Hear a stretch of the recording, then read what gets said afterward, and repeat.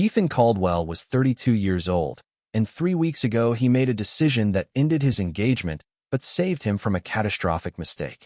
He sat across from Lena in their favorite coffee shop in downtown Manhattan, rehearsing the words he was about to say. "I lost everything." 4 words. Simple. But those 4 words would strip away the performance she'd been giving him for 2 years and reveal exactly who she was when the money disappeared. Ethan wasn't some paranoid fiancé looking for problems. He had a solid career as a private equity consultant, pulling in around $89,000 a year from his firm. His fiancée, Lena, worked as a marketing coordinator for a boutique agency, making about $62,000 annually. They weren't flashy, but they were comfortable. They had a modest 1-bedroom apartment in Brooklyn, took weekend trips to the Hamptons once or twice a year, and split expenses fairly like modern couples should. Or so it appeared. The truth was that Ethan had been raised in the kind of wealth that doesn't announce itself. His grandfather had built a commercial real estate empire across the Northeast. His father had protected and expanded it, and Ethan stood to inherit a family trust worth north of $12 million.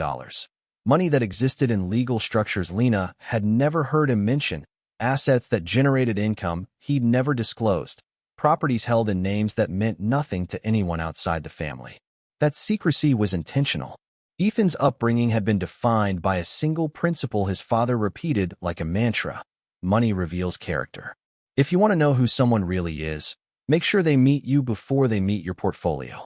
The Caldwell family operated differently from new money.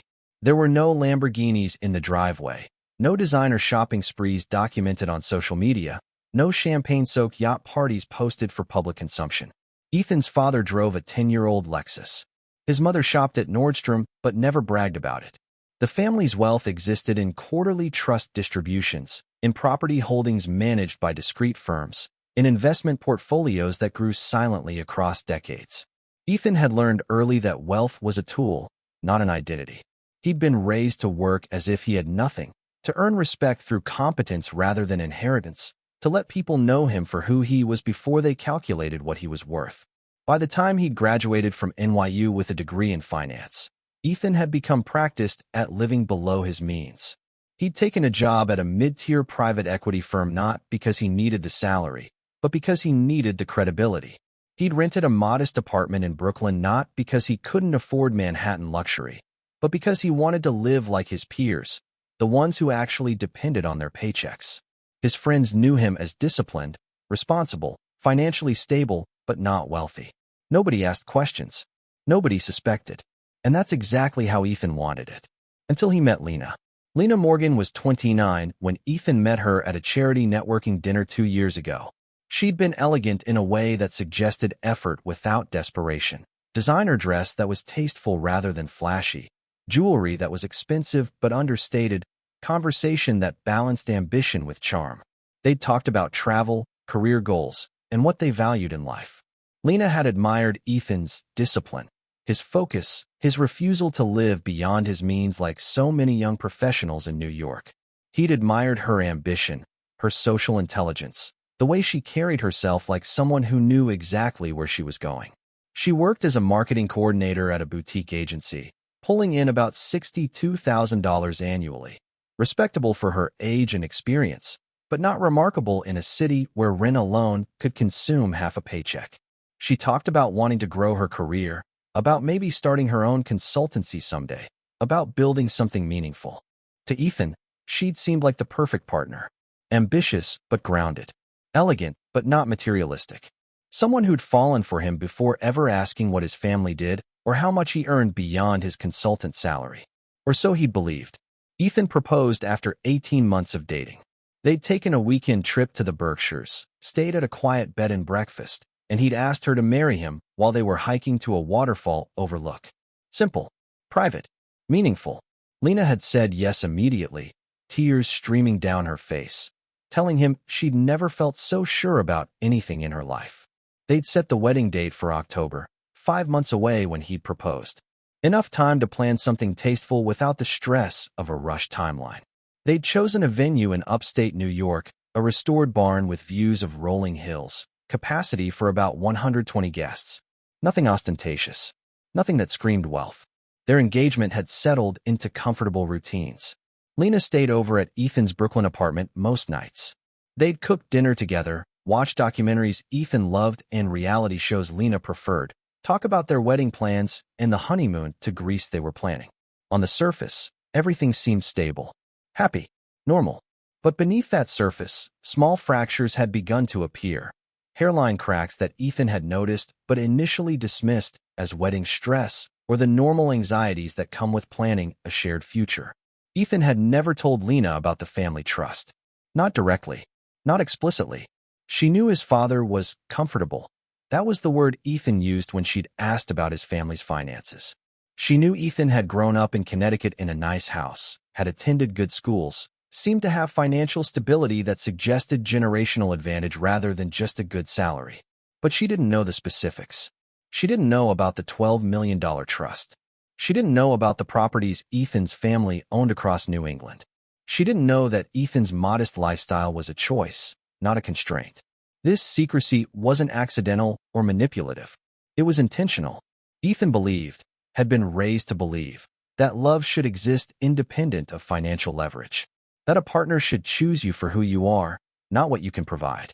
That marriage should be built on genuine connection, not calculated advantage. His father had told him stories about friends whose marriages had imploded when money entered the equation, prenups that bred resentment, spouses who'd stayed for the lifestyle rather than the person, relationships that became transactional rather than transformative.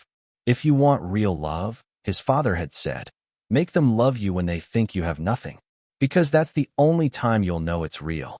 Ethan had taken that advice seriously, perhaps too seriously, because now, sitting in a coffee shop in Manhattan with his fiancée across from him and a lie rehearsed in his mind, he was about to discover whether the woman he'd chosen had chosen him, or had simply invested in what she thought he represented.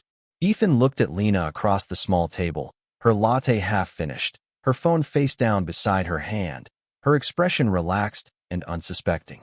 She looked beautiful, she always did. Polished, put together. The kind of woman who turned heads not through ostentation, but through the quiet confidence of knowing she belonged in any room she entered. In 3 months, she would become his wife. They'd stand in front of their families and promise to love each other through better or worse, richer or poorer, in sickness and in health. Those vows would become legally binding, emotionally permanent, financially intertwined. Unless Ethan confirmed what he was beginning to suspect, that Lena's love had conditions she'd never articulated, calculations she'd never revealed, expectations that had nothing to do with partnership and everything to do with portfolio. He'd rehearsed this conversation a dozen times in his mind, practiced the words, the tone, the delivery. Calm, measured, convincing. He needed her to believe the lie completely, needed her to think the security she'd been counting on had evaporated. Only then would he see who she really was beneath the performance. Margaret Rothstein, his family attorney, had warned him, once you do this, you can't take it back. Even if she passes the test, she'll know you tested her. That changes the relationship permanently. Ethan had understood. But he'd also understood that marrying someone whose love was conditional on his wealth would be far more damaging than ending an engagement based on a lie designed to reveal the truth. Lena, he said, his voice dropping to a more serious register. Something happened. I need to tell you something. She looked up from her phone, and he saw the briefest flicker of irritation cross her face before she rearranged it into concern. That micro-expression lasted less than a second, but Ethan caught it. She'd been interrupted from something she considered more important than his presence. What's wrong? She asked, her voice softening into practiced sympathy. Ethan took a breath. This was the moment. The point of no return. There's been a legal situation with my family, he began. A dispute over the estate between my father and my uncle. It's gone to court, and the judge issued an injunction. Everything, the trust, the assets, all of it, has been frozen. My attorney says it could be tied up for years, maybe permanently. He watched her face carefully, cataloging every micro-expression, every shift in her eyes, every tell that would reveal what this news actually meant to her. I lost everything, he said quietly. And in that moment, Lena's face changed in a way Ethan would never forget. Her eyes went calculating, not sad, not sympathetic, but coldly analytical. Like she was doing mental math, running cost-benefit calculations, assessing whether the investment she'd made in this relationship still had value or if she should cut her losses before the wedding. Ethan had seen that look before in boardrooms during private equity negotiations. It was the look of someone evaluating an asset's worth and finding it suddenly diminished. He'd hoped he was wrong, hoped his suspicions were paranoia, hoped the test would prove unnecessary. But that look, that cold, calculating assessment happening behind her eyes in real time, told him everything he needed to know. I didn't know yet, Ethan thought, that the next 5 minutes would reveal who she really was. But I was about to find out. Ethan has delivered the lie. Lena's face has shifted from surprise to calculation. Now she's about to respond, and her next words will either confirm or destroy Ethan's worst fears about the woman he planned to marry. Everything he thought he knew about their relationship is about to be tested in the crucible of manufactured CRI. 2 years earlier, Ethan had almost skipped the charity networking dinner entirely. It was a Thursday evening in April, one of those obligatory events his firm encouraged attendance at, corporate philanthropy mixed with professional networking, all taking place in a midtown hotel ballroom with overpriced wine and forgettable canapes. He'd been standing near the bar, mentally calculating how long he needed to stay before leaving wouldn't seem rude, when Lena had approached him with a champagne flute in hand and a smile that managed to be both warm and assessing. "You look like you'd rather be literally anywhere else," she'd said. Ethan had laughed despite himself. That obvious? Only to someone who feels exactly the same way. She'd extended her hand. Lena Morgan, marketing coordinator, currently wondering if networking events are actually productive or just expensive ways to avoid real work. Ethan Caldwell, private equity consultant, currently leaning toward the latter theory. They'd spent the next hour talking, first about the absurdity of corporate networking culture, then about their actual lives. Lena had been refreshingly direct. She talked about her ambitions in marketing, her frustration with agency politics, her desire to eventually build her own consultancy. She didn't perform helplessness or play down her intelligence. She was confident without being aggressive, ambitious without being off-putting. Ethan had found himself genuinely engaged in a way he rarely was at these events. When he'd mentioned he lived in Brooklyn, she'd brightened. "I'm in Park Slope. We're practically neighbors." By the end of the evening, they'd exchanged numbers. 3 days later, Ethan had texted her about a documentary screening at a small theater in Williamsburg. She'd said yes. Their first real date had been perfect in its simplicity. The documentary was about income inequality in America, the kind of serious, socially conscious content that separated people who were genuinely interested in the world from those who only pretended to be. Lena had been engaged throughout, asking thoughtful questions afterward over coffee at a nearby cafe. "I think about this a lot," she'd said, stirring her latte. "How much of success is merit versus circumstance? Like, I work hard, but I also had parents who could afford to send me to a good college. That advantage compounds over time." Ethan had appreciated that, the self-awareness, the acknowledgement of privilege without the performative guilt some people wore like a badge. They'd talked for 2 hours about opportunity, meritocracy, and what it meant to build something meaningful in a world where the starting line wasn't the same for everyone. "You're different from most guys I meet," Lena had said as they walked back toward the subway.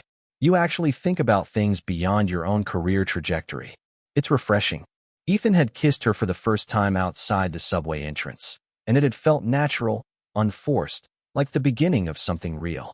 Over the following months, they'd settled into a comfortable rhythm. Dinners at small restaurants in Brooklyn, weekend trips to upstate New York, conversations that ranged from philosophy to career frustrations to the mundane details of daily life. Lena had admired what she called Ethan's discipline, his budgeting habits, his modest apartment, his refusal to live beyond his means like so many young professionals drowning in credit card debt. "I love that you're not trying to impress anyone," she told him once. "You know who you are, and you're comfortable with it." That's rare. Ethan had taken it as a compliment. He'd believed she valued his character over his circumstances, his choices over his advantages. He'd believed she loved him for who he was, not what he represented. Looking back now, he could see how naive that had been. Ethan's Brooklyn apartment was a deliberate choice. 1 bedroom, 650 square feet, rent stabilized at $2,100 a month. Reasonable for New York, but nothing that suggested wealth. He'd furnished it from IKEA and West Elm, bought his clothes from J. Crew in Bonobos, drove a 7-year-old Honda Civic he kept parked in a garage 3 blocks away. When Lena had first seen his apartment, she'd smiled approvingly. I love that you're not one of those finance bros living in a glass tower in Midtown to prove something. This feels real. Real. That word had meant something to Ethan. He'd wanted his life to be authentic, grounded, disconnected from the generational wealth that existed in trust documents and property holdings he never mentioned.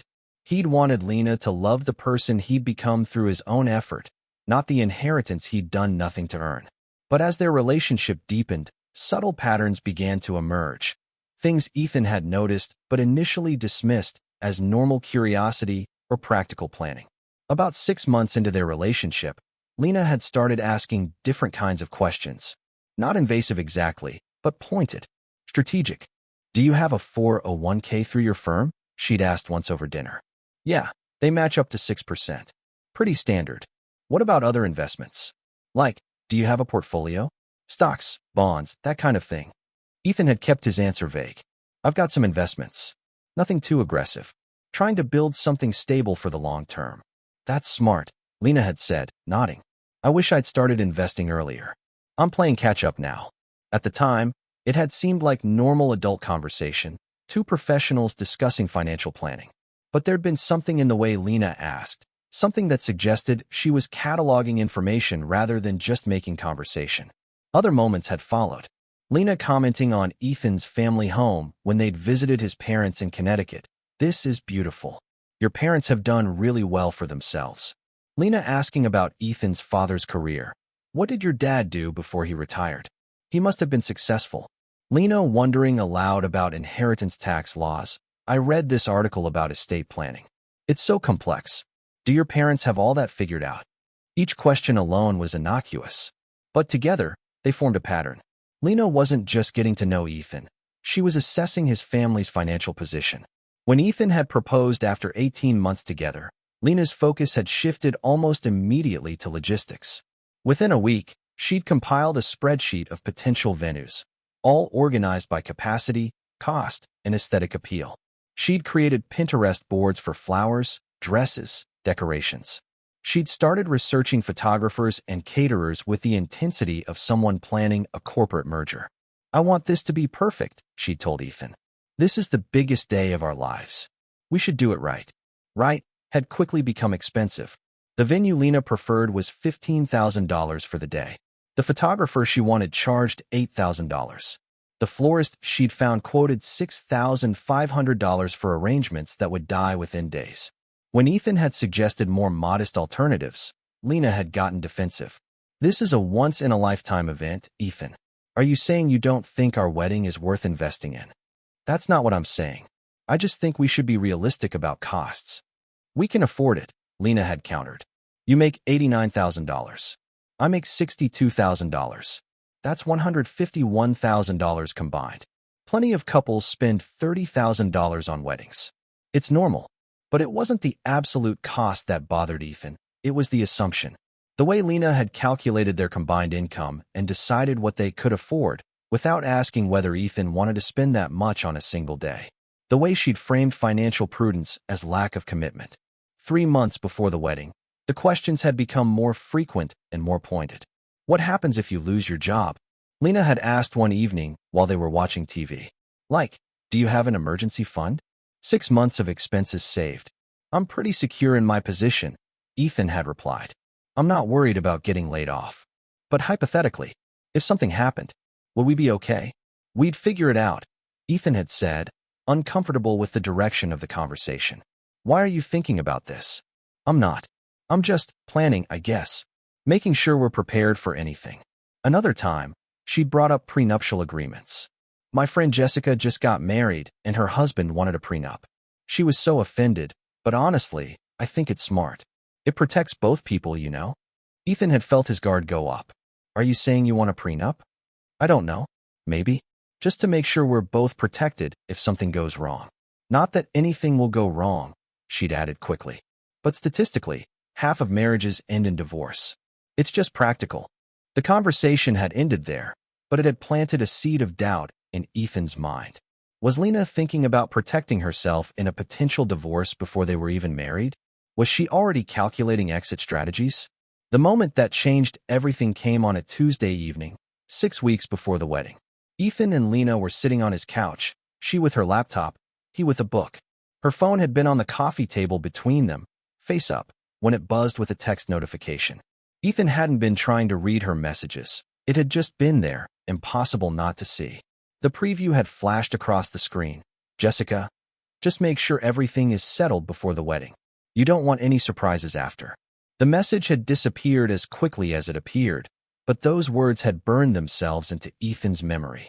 Make sure everything is settled. What needed to be settled? And why before the wedding specifically?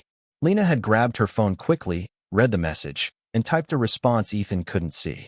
She'd glanced at him, but Ethan had kept his eyes on his book, pretending he hadn't noticed. But he had noticed, and he couldn't unknow what he'd seen. For the next week, Ethan had wrestled with what to do. He could ask Lena directly. What did Jessica mean about making sure everything is settled? But that would reveal he'd seen a private message, and it would put Lena on the defensive. She'd have time to craft an explanation, to make it sound innocent even if it wasn't. He could ignore it entirely, chalk it up to wedding stress and pre-marriage anxieties that probably afflicted everyone to some degree. But the text message combined with the accumulating questions, the financial hypotheticals, the way Lena had started talking about our assets when discussing their future, it all formed a pattern Ethan couldn't unsee. Or he could test it, create a situation that would reveal Lena's true priorities without giving her time to construct a performance. His father's words echoed in his mind. Money reveals character. Make them love you when they think you have nothing. Ethan had thought he'd already done that, had believed Lena had fallen for him before knowing about his family's wealth. But maybe she'd been calculating all along, gathering information, making assessments based on clues he hadn't realized he was leaving. Maybe she'd never loved him at all. Maybe she'd just recognized an opportunity and positioned herself to maximize the return on her investment. The thought made Ethan feel sick, but it also crystallized his decision. He couldn't marry someone if there was even a chance she was using him. He needed to know, definitively, undeniably, whether Lena loved him or loved what she thought he represented. And there was only one way to find out. Instead of asking her questions, Ethan decided to give her an answer she wasn't expecting. Ethan has made his decision. He won't confront Lena directly. That would give her time to explain, deflect, perform innocence. Instead, he'll manufacture a crisis that strips away all pretense and forces her to reveal who she really is when the money disappears. The test is about to begin, and Lena has no idea that the man she's planning to marry is about to tell her the lie that will change both their lives forever. Ethan spent 3 days constructing the lie with the precision of someone building a legal case. It had to be believable, specific enough to be convincing, vague enough to avoid questions he couldn't answer. Most importantly, it had to be devastating enough to strip away any pretense Lena might maintain if she thought there was still money to access later. He researched estate disputes, reading articles about families torn apart by inheritance battles, trusts frozen in litigation for years, assets locked behind court injunctions. He learned the language, terms like probate litigation, fiduciary breach, asset freeze, so he could speak with authority if Lena pressed for details. He consulted with Margaret Rothstein again, explaining exactly what he planned to do. "You're sure about this?" Margaret had asked, her sharp eyes studying him across her mahogany desk. "Once you tell this lie, you can't walk it back without consequences. Even if she passes your test, she'll know you tested her. That damages trust permanently. If she loves me for me, she'll understand why I had to know," Ethan had replied. "And if she doesn't love me for me, then I need to know that before I marry her." Margaret had nodded slowly. "All right, but document everything. Record the conversation if New York law allows it, which it does, since you're a party to it. You may need evidence if this goes badly and she decides to retaliate." Ethan had already planned to record. His phone would be in his jacket pocket, audio recording running, capturing every word and, more importantly, every silence that followed his revelation. He'd chosen the location carefully. Their usual coffee shop in Manhattan, a place where Lena would feel comfortable, where the ambient noise would provide cover for the recording but wouldn't interfere with clarity. A public place where emotions would be forced to stay controlled. where Lena's first instinct wouldn't be to scream or cry, but to calculate her next move. Ethan had rehearsed the words a dozen times, practicing the delivery until it sounded natural. Defeated but not theatrical, serious but not desperate. No drama, no tears, just calm devastation. The kind of tone that would make a loving partner respond with comfort and support, or make a calculating partner start running cost-benefit analyses. Wednesday afternoon. The coffee shop was moderately busy, enough people that they weren't isolated, but not so crowded that privacy was impossible. Ethan had arrived 10 minutes early, chosen a table near the window, ordered his usual black coffee. His phone was already recording in his jacket pocket, the fabric positioned to not muffle the microphone. Lena arrived at 2:15 p.m., exactly on time, wearing a cream-colored blouse and dark jeans that suggested casual elegance. She smiled when she saw him, kissed his cheek, ordered a vanilla latte before sitting down across from him. "Thanks for meeting me," Ethan said. "I know you had that client presentation this morning. It went well, actually. They loved the campaign concept." Lena took a sip of her latte, looking relaxed. "So what's up?" Your text sounded serious. Ethan took a breath. This was it. The point of no return. "Something happened with my family," he began, keeping his voice level. "There's been a legal situation developing for a few weeks that I didn't want to worry you about until I knew more." Lena's expression shifted to concern, or what she probably thought looked like concern. "What kind of legal situation?" "A dispute over my grandfather's estate. My father and my uncle have been fighting over how the trust is managed. It's been tense for months, but last week it escalated. My uncle filed a lawsuit claiming my father mismanaged assets and violated his fiduciary duty. The court issued an emergency injunction." Ethan watched Lena's face as he spoke. She was listening intently, but not with the expression of someone worried about her partner's well-being. It was the expression of someone tracking variables, calculating implications. "An injunction?" she repeated. "What does that mean exactly?"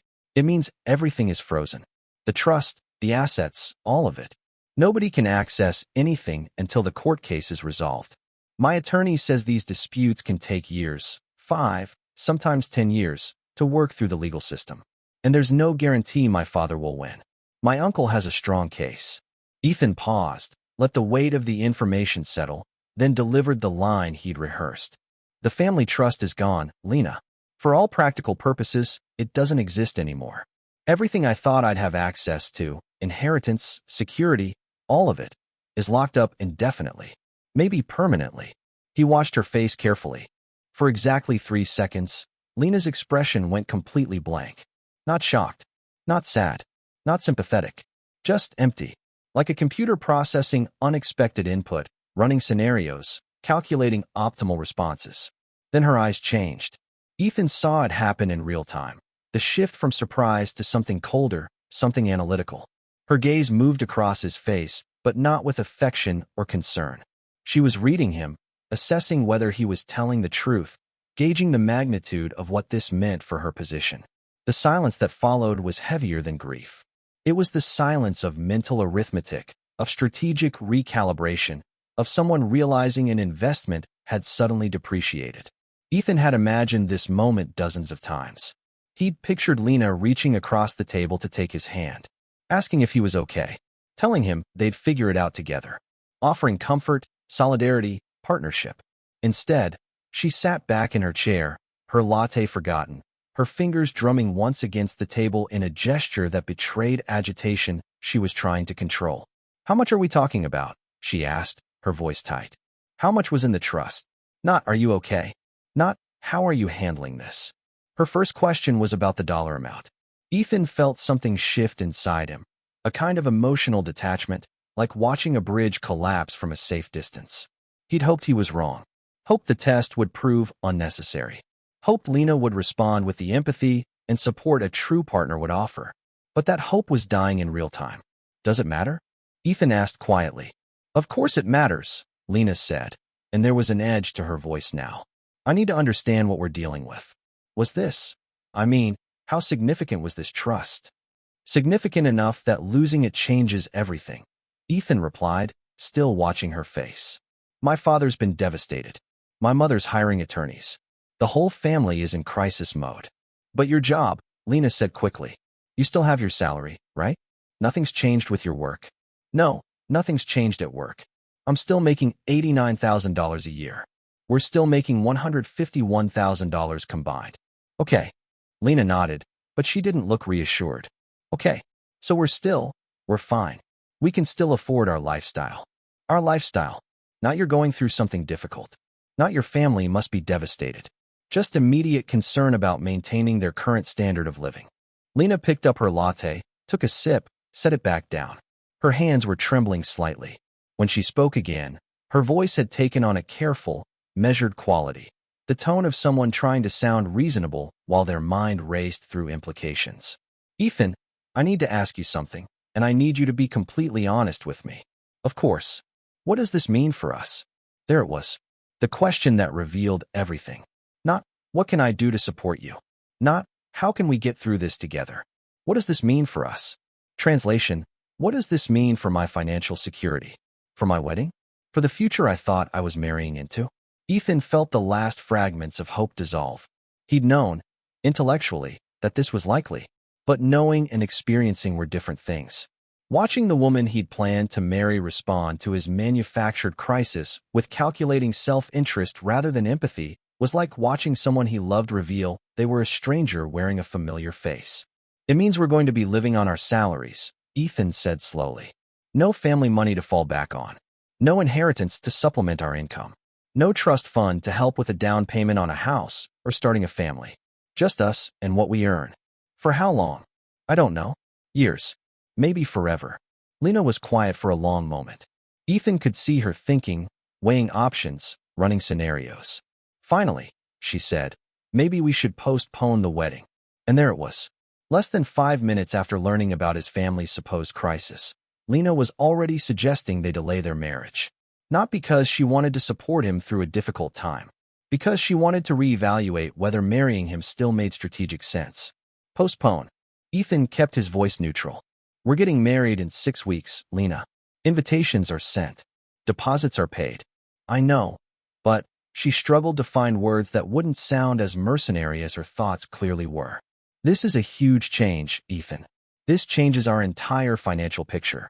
I think we need time to adjust, to figure out what our life is actually going to look like before we commit to marriage. Before we commit to marriage. As if the engagement itself wasn't already a commitment. As if she hadn't already promised to love him for better or worse.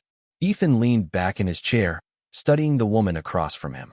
She looked the same, elegant, composed, beautiful, but everything underneath had shifted. Or maybe it had always been this way, and he'd just been too blind to see it.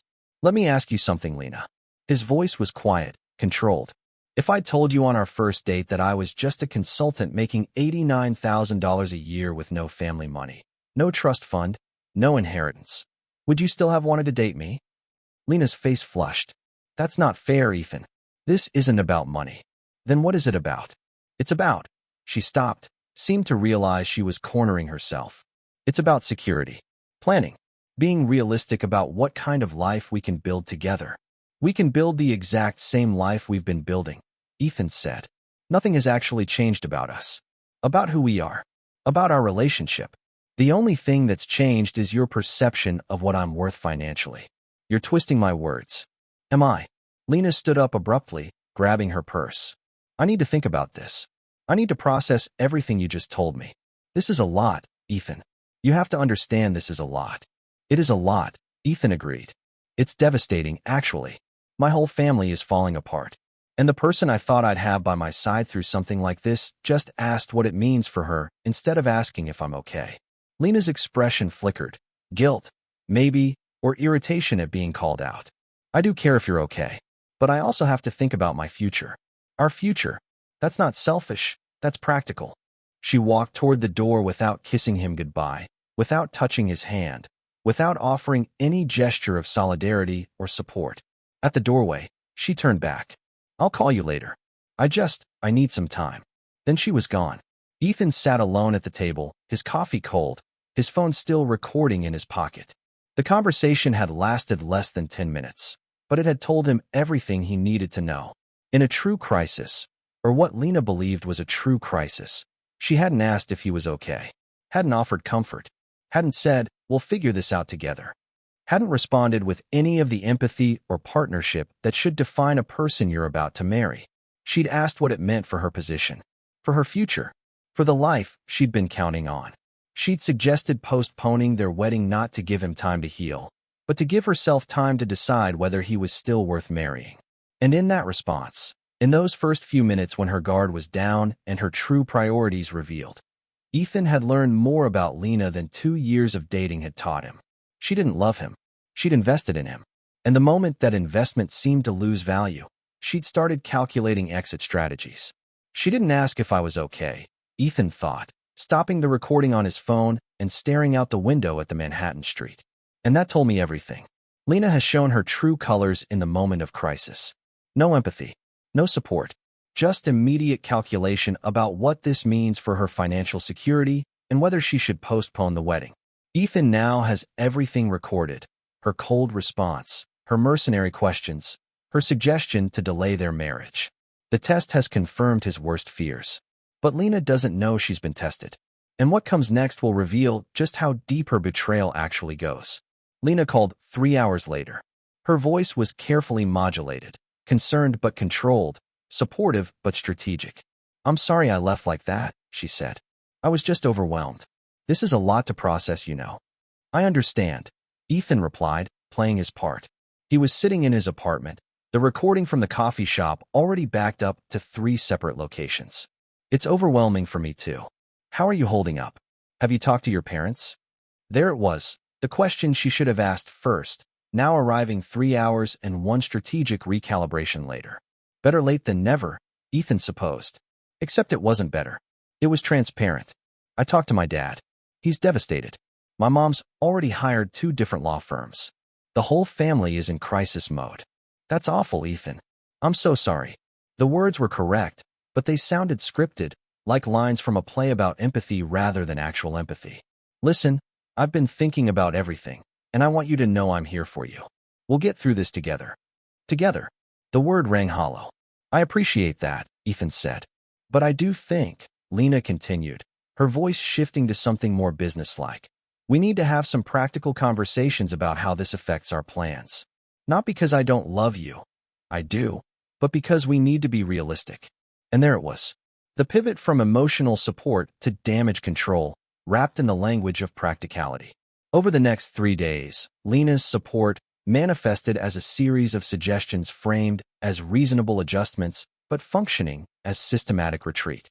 "Maybe we should postpone the wedding," she'd said that first evening, sitting in Ethan's apartment with her laptop open to their wedding planning spreadsheet. "Just 6 months or a year. Give your family time to resolve this legal situation. Give us time to adjust to the new financial reality." "The invitations are already sent, Lena. We'd have to contact everyone, explain why we're delaying. We'd just say there's a family situation that needs attention. People will understand. And honestly, Ethan, getting married right now while everything is so uncertain doesn't feel right. Doesn't feel right. Translation, doesn't feel financially secure. What about the venue deposit?" Ethan had asked. "We'll lose $5,000 if we cancel." Lena had hesitated, and Ethan saw the calculation happening behind her eyes. Lose $5,000 now to avoid marrying someone who might not be worth it, or proceed with a wedding that could be a costly mistake. "Maybe we can negotiate with them," she'd said finally. "Get some of it back, or at least apply it to a future date." The next day, she'd suggested downsizing their honeymoon plans. "Greece is really expensive, Ethan. Maybe we should look at something domestic instead. The Berkshires, maybe. Or we could skip the honeymoon entirely for now. Save that money for when things stabilize." Skip the honeymoon. After 2 years of planning, after Lena had spent months researching Santorini hotels and Athens restaurants, after she'd called it the trip of a lifetime, now it was expendable. Then came the suggestion about their living arrangements. "You know, your apartment lease is up in 3 months. Maybe instead of us getting a place together like we planned, you should just renew here. Keep your housing costs low. I'll stay in Park Slope. We can revisit moving in together next year." Each suggestion alone seemed reasonable, prudent even. But together they formed a clear pattern. Lena was reducing her exposure, limiting her commitment, creating distance between herself and what she now perceived as Ethan's diminished value. The physical changes were subtler, but no less telling. When Lena stayed over at Ethan's apartment, which was less frequently now, always with an excuse about early meetings or needing her own space, she slept on her side of the bed without touching him. The casual intimacy that had defined their relationship disappeared. When Ethan tried to kiss her, she offered her cheek. When he reached for her hand, she'd find a reason to move it, adjusting her hair, checking her phone, picking up her coffee. The affection that had once been natural now felt withheld, like a resource she was consciously conserving. "Are you okay?" Ethan had asked one evening when Lena had been particularly distant. "I'm fine," she'd said, not looking up from her phone. "Just stressed about work." But it wasn't work. It was evaluation. Lena was actively reassessing their relationship, running calculations about whether staying made sense, whether the emotional investment she'd made could still yield the return she'd expected. And she was doing it right in front of him, thinking he was too devastated by his family situation to notice. The most revealing changes were the phone calls. Lena had always been social, frequent texts with friends, occasional calls that lasted 15 or 20 minutes. But now the calls were different. Longer, more private, more urgent. She'd step onto Ethan's small balcony to take them, sliding the glass door closed behind her. She'd go into the bedroom and shut the door, her voice dropping to a murmur Ethan could hear but not distinguish.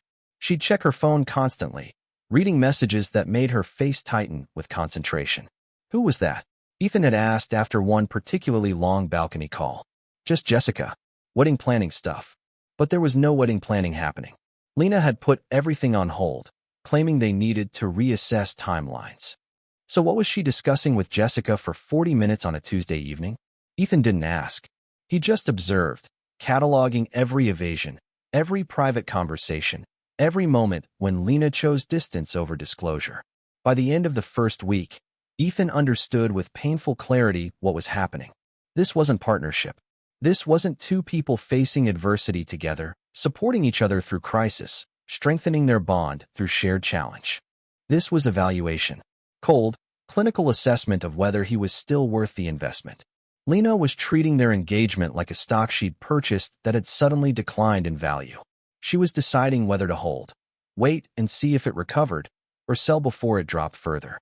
Every conversation, every suggestion, every private phone call was part of that calculation. She'd said she loved him. But love doesn't calculate. Love doesn't strategize. Love doesn't withdraw when things get difficult. What Lena felt wasn't love. It was conditional approval based on circumstances. And those circumstances had just changed. Ethan had been raised in wealth, but he'd never understood its corrupting power until now. Money didn't just reveal character, it distorted it. Made people treat relationships as transactions, partners as assets, commitment as something contingent on favorable conditions. He'd thought by hiding his wealth, by living modestly, by making Lena fall for him before she knew about the family money, he'd avoided that corruption. But he'd been wrong. Lena had suspected. She'd researched. She'd gathered intelligence and built assumptions. And those assumptions had shaped everything about how she'd viewed him, valued him, committed to him. Now that those assumptions had been challenged, everything else was being challenged too. Ethan maintained his role. The devastated fiancé dealing with family crisis, grateful for Lena's support even as that support felt increasingly hollow. He agreed to postpone discussing the wedding. He acknowledged that downsizing plans made sense. He pretended not to notice when Lena spent more time on her phone than talking to him. He was giving her space to reveal herself fully. No confrontation. No accusations. Just observation. Margaret Rothstein had called to check in. "How's the test going?" "Exactly as I feared," Ethan had replied. "She's already suggesting we postpone the wedding. She's creating distance. She's making it clear through everything except her words that she's reevaluating our relationship based entirely on the financial situation." "Are you documenting everything?" "Everything." "Good. Because if this goes to broken engagement litigation, if there are deposits to fight over, if she tries to claim she's owed something, you'll need evidence that she withdrew first, that her commitment was conditional." Ethan hadn't thought about litigation. He'd been focused on emotional truth, not legal strategy. But Margaret was right. If Lena decided to cut her losses and leave, she might try to extract something on the way out. Better to be prepared. 10 days after the coffee shop conversation, Lena stayed over at Ethan's apartment. They'd had dinner, takeout Thai food eaten in near silence, and gone to bed early. Lena had claimed exhaustion from a long day, but Ethan suspected she just wanted to avoid conversation. At 11:30 p.m., Ethan was lying in bed pretending to sleep when he heard Lena's phone buzz. Once, twice, 3 times in quick succession. She shifted beside him, reached for the phone on the nightstand, checked the screen. Then she slipped out of bed carefully, grabbed her phone, and walked out to the balcony. Ethan waited 30 seconds, then got up silently and moved to the bedroom door, which Lena had left slightly ajar. He could hear her voice drifting in from outside, low, urgent, unguarded. Then I heard her voice change when she thought I was asleep. And what he heard in the next 5 minutes would confirm everything and destroy what little remained of the relationship he'd thought they had. Ethan is positioned outside the bedroom door, listening as Lena speaks freely on the balcony, believing he's asleep inside. Whatever she's about to say in this unguarded moment will be the unfiltered truth. No performance, no careful phrasing, no strategic positioning. Just Lena revealing exactly who she is and what she really thinks about marrying a man who's lost his fortune. The test is about to deliver its most devastating evidence yet. Ethan stood just inside the bedroom doorway, his bare feet silent on the hardwood floor, his breathing shallow and controlled. The balcony door was cracked open about 6 inches, enough for Lena to feel privacy, not enough to completely block sound from reaching inside. She'd turned on the balcony light, and through the gap in the door Ethan could see her silhouette pacing in the small space, phone pressed to her ear, free hand gesturing as she spoke. Her voice was low but urgent, stripped of the careful modulation she used with him. "I know," Lena was saying. "I know, Jessica. I didn't expect this either." Ethan's pulse quickened. He reached into his pocket, pulled out his phone, opened the voice recorder app. This conversation was happening in his own apartment. Legally, he could record it. He hit record and positioned himself where he could hear clearly. "No, he says it's completely frozen," Lena continued. "Years of litigation, maybe permanent. His uncle is claiming his father mismanaged everything. The whole trust is locked up in court." There was a pause as Jessica responded, her voice too faint for Ethan to distinguish. "I don't know what to do," Lena said, and there was something in her voice. Not sadness, but frustration. Annoyance. I'm trying to be supportive, but Jess, this changes everything." Another pause. "Of course I'm thinking about that. What else am I supposed to think about?" Her voice rose slightly before she caught herself and lowered it again. "I'm 29 years old. I don't want to spend my life scraping by on 2 modest salaries. That's not what I signed up for. That's not what I signed up for." Ethan felt something cold settle in his chest. Not surprise, he'd suspected this, but the confirmation still hit like ice water. "You don't understand," Lena continued, pacing faster now. "When I met Ethan, he had all these subtle signals. The way he carried himself, his family's house in Connecticut, the private school background. He never flaunted it, but I could tell there was money there. Real money. Generational money." Jessica said something that made Lena laugh, a bitter, frustrated sound. "No, he never explicitly told me. That was part of his whole thing, you know? Living modestly, being authentic, making sure people loved him for him and not his money. I thought it was quirky. I thought it showed character." She paused. "But I also thought when we got married, that modesty would end. That we'd move into a real apartment, start building a real life. Not this Brooklyn studio situation." Ethan's jaw clenched. The Brooklyn studio situation she was dismissing had been their home. The place where they'd cooked meals together, where she'd spent countless nights, where she'd claimed to feel happy and safe. All performance. "The thing is," Lena said, her voice dropping even lower, "I did my research. I asked around. People in finance circles in New York, they know the Caldwell name. Commercial real estate, property development, old Connecticut money. I estimated the family was worth at least 10 to 15 million, probably more. And Ethan's an only child, so eventually." She trailed off, but the implication was clear. Eventually, Ethan would inherit everything. And Lena had been positioning herself to be his wife when that happened. "Exactly," Lena said in response to something Jessica had said. "That was the long game. Marry into the family, wait for the inheritance to mature, build wealth that way.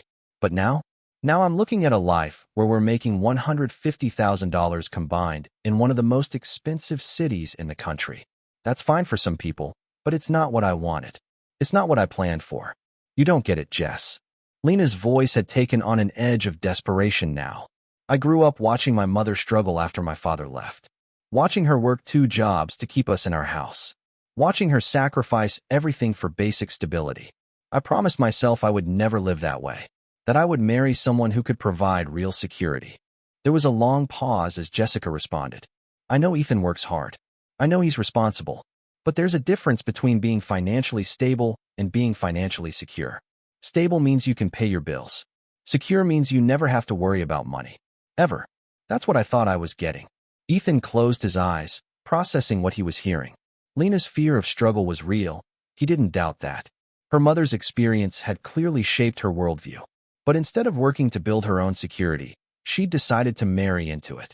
To treat their relationship as a strategic financial decision rather than an emotional commitment.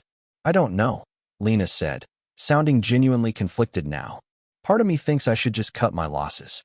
Call off the engagement, move on, find someone else who actually has their financial shit together. But we're 6 weeks out from the wedding. Everyone knows. All the deposits are paid. It would be humiliating to back out now. Cut my losses. Like their relationship was a failed investment. Like 2 years together meant nothing except opportunity cost. And what if this is temporary? Lena continued. What if the court case resolves in his father's favor in a year or 2 and suddenly the trust is accessible again? Then I'd have walked away right before everything paid off. Jessica said something that made Lena sigh. You're right. I need more information. I need to know exactly how bad this is, how long it could last, whether there's any chance of resolution. Because if there's even a possibility the money becomes accessible again, maybe it's worth waiting it out. Waiting it out. Like their marriage would be a strategic holding period. There was another pause, longer this time. When Lena spoke again, her voice was quieter, more raw, stripped of all pretense. The honest truth, Jess? If I'd known he didn't actually have anything of his own, if I'd known it was all just inheritance he couldn't access, trust money that could disappear in a legal dispute, I wouldn't have let things get this far. I would have been more careful about how invested I got. The words hung in the night air like poison. Ethan felt his chest constrict. His hands, still holding his phone, trembled slightly. He'd known. Intellectually, he'd known this was likely, but hearing it spoken aloud in Lena's own words was different. It was irrefutable, undeniable, devastating. I'm not saying I never loved him, Lena added quickly, as if that would soften the confession. But love isn't enough, you know? Love doesn't pay for the life I want. And I'm too old to be romantic about this. I need to be practical. Practical. That word again. The shield she used to justify treating human relationships like business transactions. Look, I need to go, Lena said. Ethan's asleep, but I don't want to risk him waking up and wondering where I am. Let me think about everything. Maybe I'll talk to his parents, try to get a sense of how serious this legal situation really is. And if it's as bad as he says. She didn't finish the sentence. She didn't need to. If it's as bad as he says, she'll leave. Ethan heard Lena's footsteps approaching the balcony door. He moved quickly, silently, back to the bed and slid under the covers, arranging himself in a position that suggested sleep. His phone went under his pillow, still recording, though he'd heard everything he needed to hear. The balcony door slid open. Lena's footsteps crossed the bedroom, soft and careful. The mattress shifted as she got back into bed, positioning herself on the far edge, maintaining the distance that had become standard. Ethan kept his breathing slow and even, playing the role of someone peacefully asleep. But inside, he was falling apart in the most controlled way possible. No tears, no shaking, just a quiet implosion of everything he'd believed about the woman lying 3 feet away from him. She hadn't loved him. She'd evaluated him as an investment opportunity. She'd done research on his family's net worth. She'd calculated potential returns. She'd built a relationship strategy around accessing wealth she assumed would eventually be his. And now that the wealth seemed unavailable, she was calculating exit strategies, weighing the costs of staying versus leaving, treating their engagement like a stock position she needed to either hold or liquidate. The woman he'd planned to marry, the woman he'd shared his life with for 2 years, the woman wearing his engagement ring, she'd never been his partner. She'd been his investor. And the moment the investment seemed to sour, her commitment evaporated. Ethan lay in the darkness, listening to Lena's breathing even out as she fell asleep, and felt the last fragments of hope disintegrate. He'd given her every opportunity to prove him wrong. He'd manufactured a crisis specifically to see if her love was real or conditional. And she'd failed in the most explicit way possible, not through subtext or implication, but through her own words, spoken freely when she thought he couldn't hear. If I'd known he didn't actually have anything of his own, I wouldn't have let things get this far. That sentence was the truth. Everything else, the I love yous, the wedding planning, the future they discussed, had been performance. Lena playing the role of devoted fiancée while actually positioning herself for financial security through marriage. Ethan had been raised to believe that wealth should be hidden specifically to avoid this kind of corruption. His father's wisdom, make them love you when they think you have nothing, had been proven devastatingly correct. Lena didn't love him. She loved what she thought he represented. And when that representation changed, so did her commitment. This wasn't fear speaking. It wasn't anxiety or temporary stress or normal pre-wedding jitters. This was regret over a bad investment. And Ethan had just recorded every word of it. Ethan has the evidence now, Lena's unfiltered confession that she researched his family's wealth, calculated her returns, and would never have gotten this invested if she'd known the money might be inaccessible. She didn't love him. She built a financial strategy around him. Tomorrow, Ethan will have to decide what to do with this truth. Confront her? Continue the test? Or reveal that everything she believes about his lost fortune is a lie designed to expose exactly who she really is. The game is almost over, but Lena doesn't know she's already lost. Ethan woke early the next morning. The recording from the night before backed up to cloud storage before Lena even stirred. She'd slept soundly beside him. No guilt disturbing her rest. No conscience keeping her awake. Why would there be? She thought her secrets were safe. When Lena finally woke at 7:30, Ethan was already dressed, sitting at his small kitchen table with coffee and his laptop. He looked the part, disheveled, stressed, a man carrying the weight of family crisis. "Morning," Lena said, her voice carefully warm.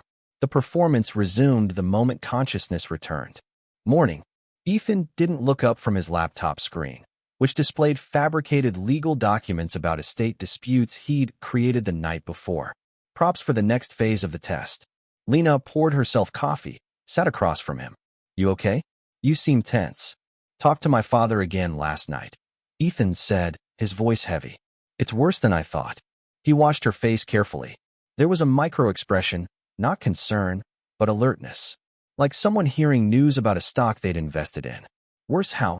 The attorneys are saying this could drag on for a decade. And even if my father wins, legal fees will consume most of what's left. My uncle's wife has hired one of the most aggressive litigation firms in Connecticut. They're going for blood." Lena set her coffee down slowly. "So what does that mean for you?" "For us. For us. Always us. Never you.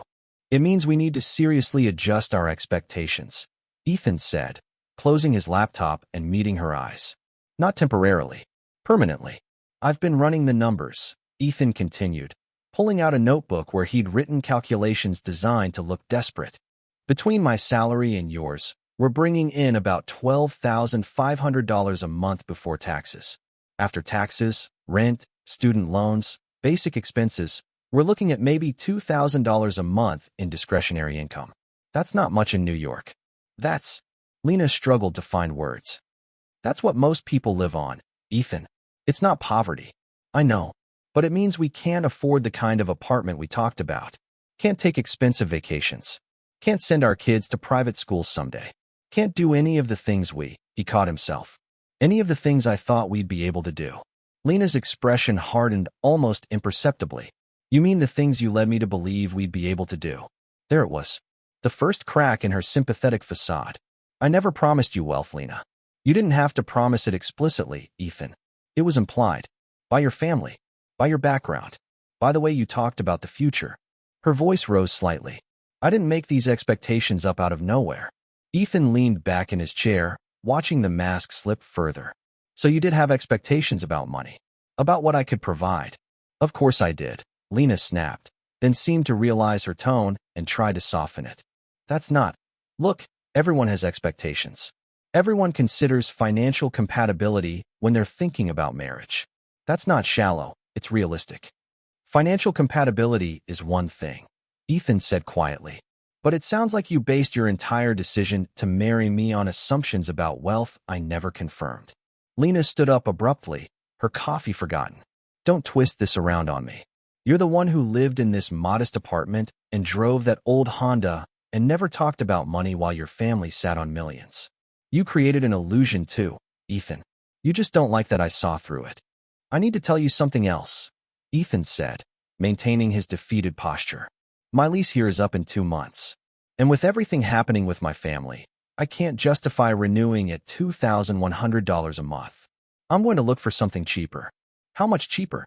Maybe $1,400, $1,500. Probably further from Manhattan. Maybe Queens or deeper into Brooklyn. Lena's face went pale. You want me to live in a $1,500 apartment in Queens? I don't want anything. This is just reality, Lena. This is what life looks like when you're living on salary alone with no family money to supplement. But we were supposed to. She stopped herself, but Ethan knew what she'd been about to say. We were supposed to be moving into a nice place in Manhattan. We were supposed to be upgrading, not downgrading.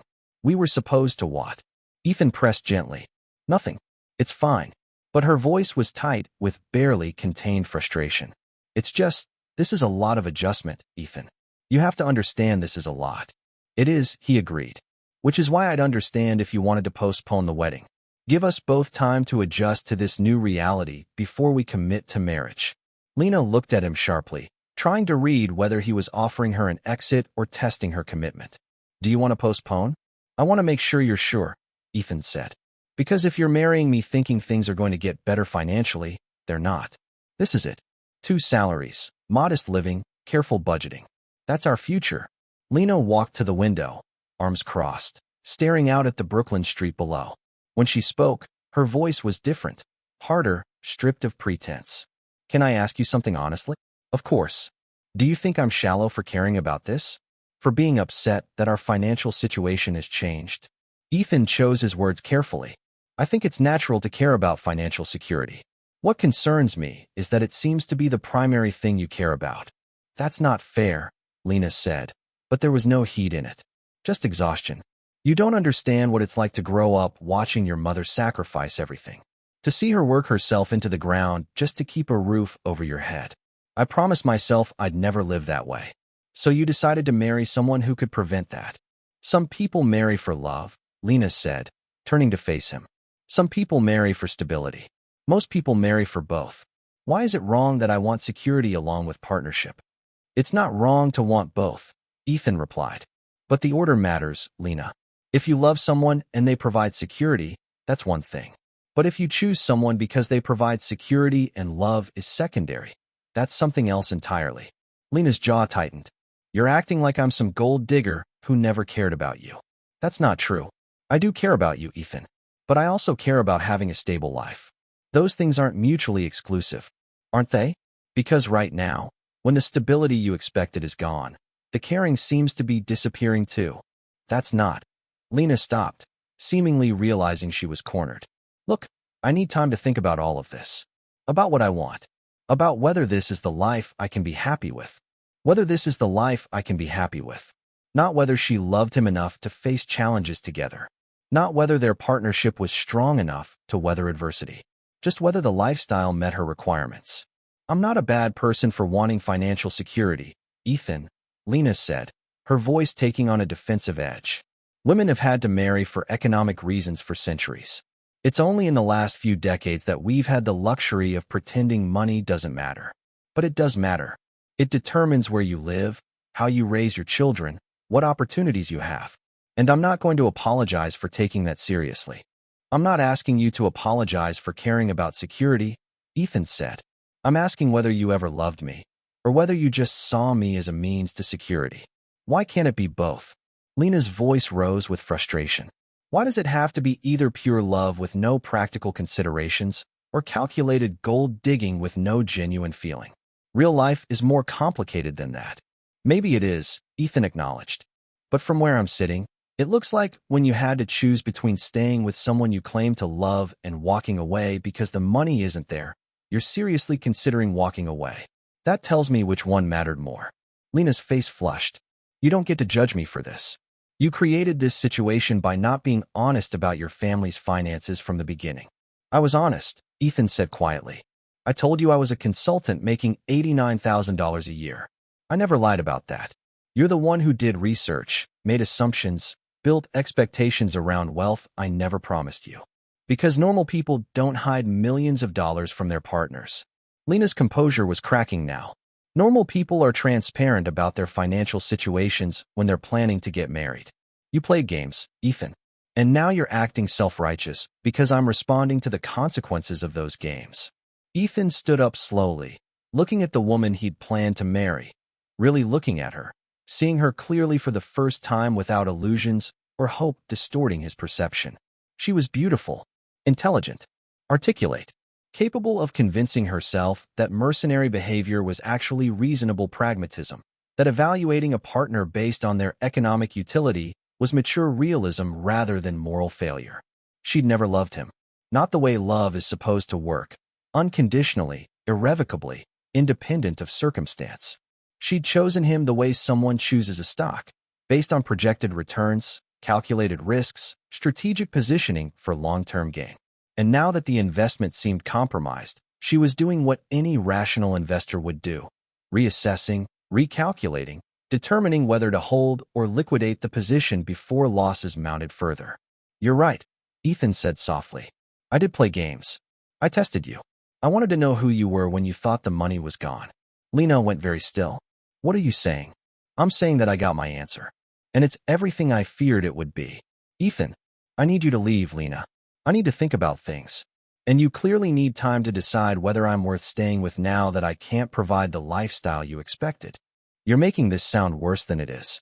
Am I? Ethan met her eyes.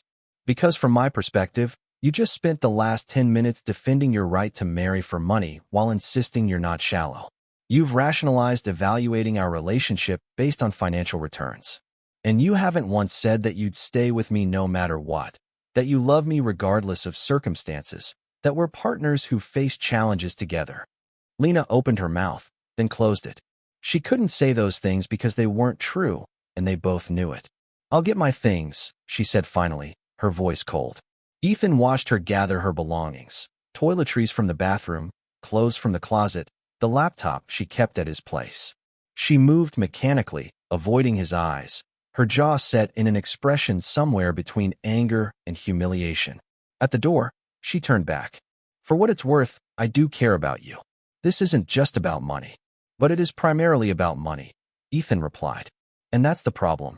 After she left, Ethan sat in his apartment. The modest Brooklyn studio Lena had called inadequate, the space she'd been willing to tolerate only because she believed it was temporary, and felt the clarity settle over him like winter light. By then, he wasn't testing her anymore. He was confirming what he already knew. Lena has left, mask completely dropped, having defended her right to marry for financial security while denying she's shallow. She's justified her calculating behavior as mature pragmatism, blamed Ethan for playing games by hiding his wealth, and rationalized that some people marry for stability. Ethan now has complete confirmation, through her own words and defensive justifications, that she never loved him. She evaluated him as a financial opportunity and is now weighing whether he's worth keeping now that the expected returns have evaporated. The test is over. The truth is undeniable. Now comes the final act, revealing that everything she believes is a lie, and watching her realize she destroyed a real relationship while chasing imaginary money. 3 days after their argument, Lena texted asking to meet for dinner. We need to talk about everything. Really talk. Can we meet at Rosario's tonight? 7 p.m. Rosario's was the Italian place in Park Slope where they'd had their third date, where Lena had told Ethan she was falling for him, where he'd believed her love was real. Ethan stared at the message, understanding exactly what this dinner would be. Not reconciliation, not apology. Lena had spent 3 days calculating, weighing options, consulting with Jessica, and had arrived at a decision. This dinner was about delivering that decision in a public place where emotions could be controlled and scenes could be avoided. He texted back, I'll be there. Margaret Rothstein had called that afternoon. Are you ready to end this? After tonight, I will be, Ethan had replied. She's going to tell me it's over, or that she needs more time to think. Either way, I'll have everything I need to know. And then I tell her the truth. And watch what happens. Ethan arrived at Rosario's at 6:55 p.m.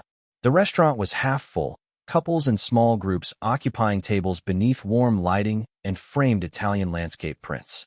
He'd requested a corner table, private enough for difficult conversation, public enough to prevent dramatics. Lena arrived at 7:03, wearing a navy dress that Ethan recognized as one of her favorites.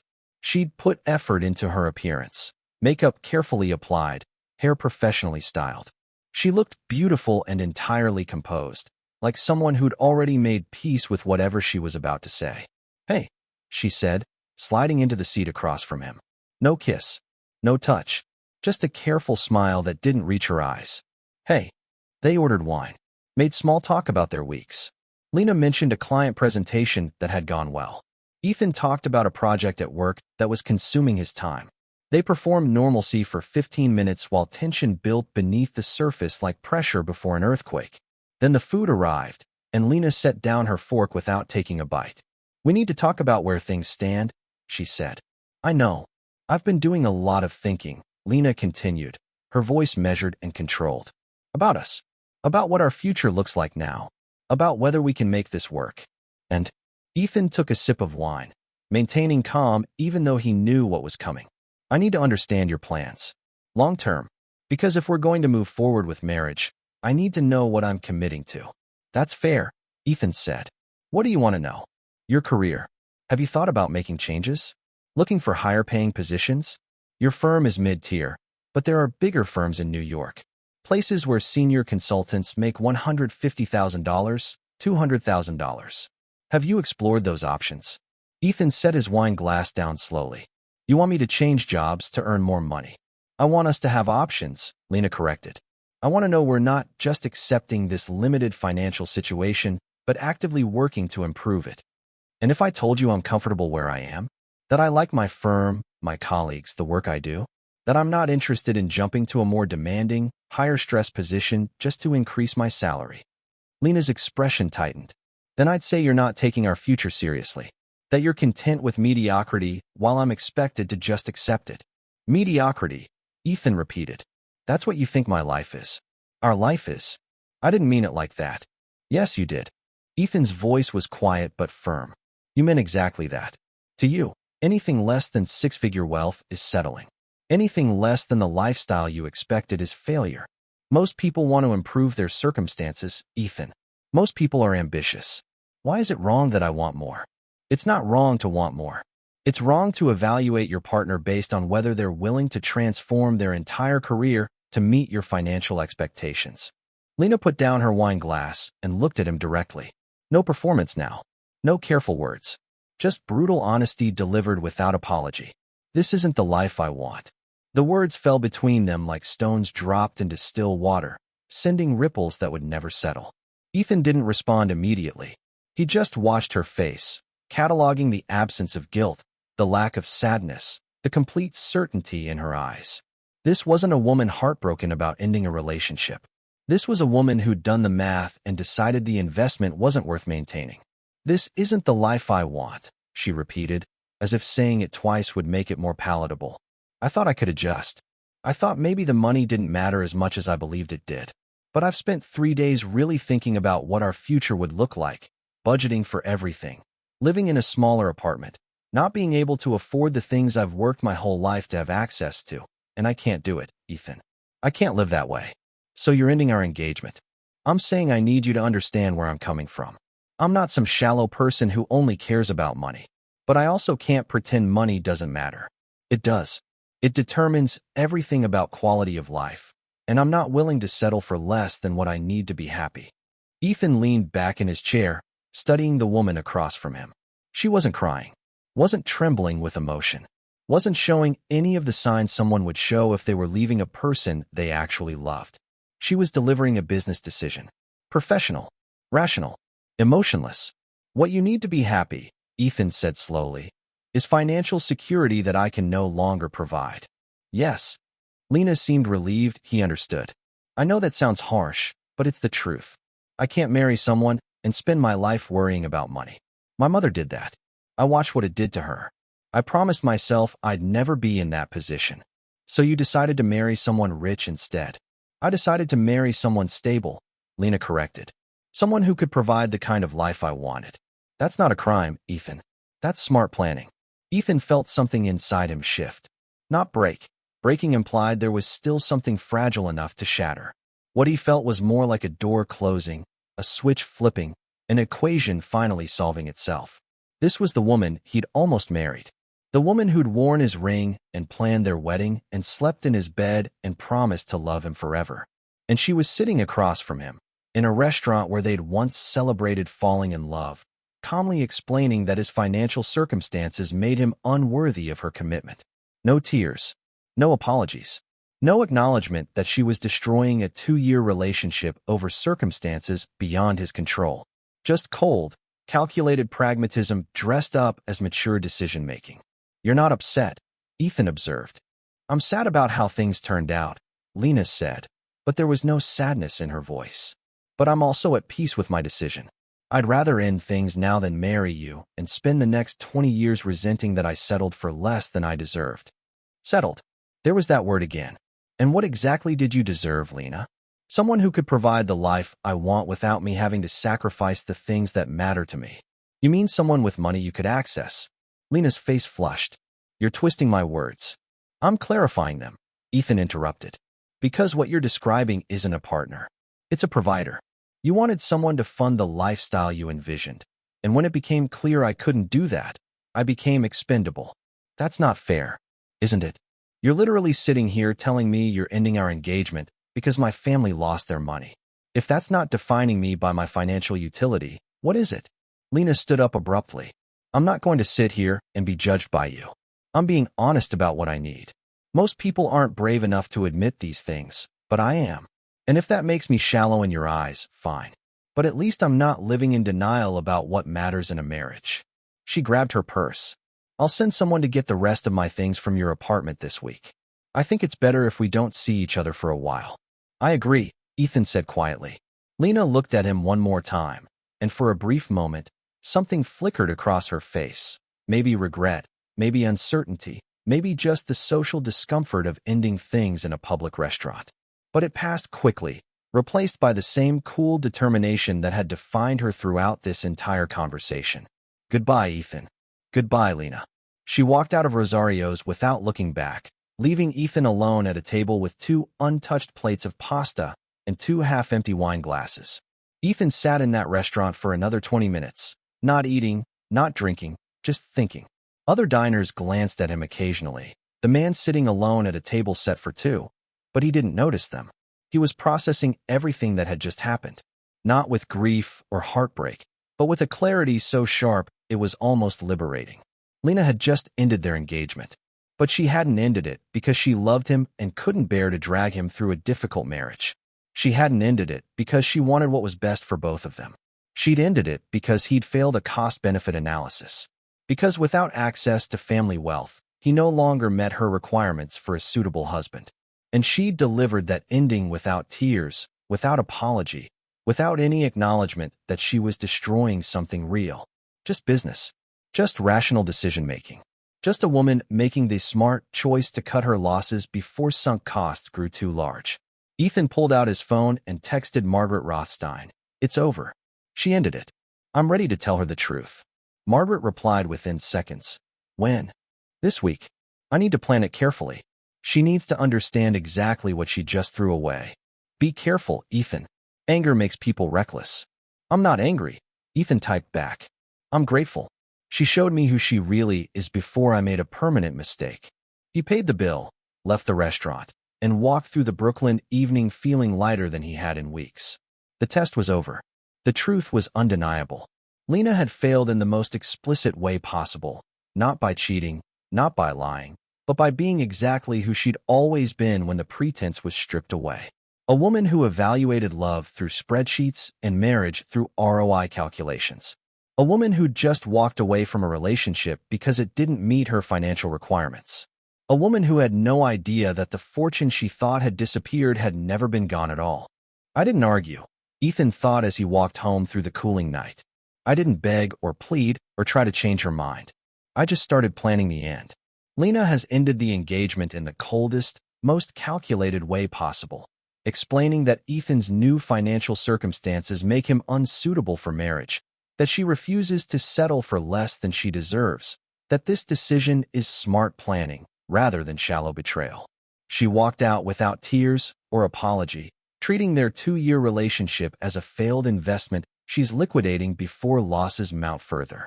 Ethan isn't heartbroken, he's clear. He's ready.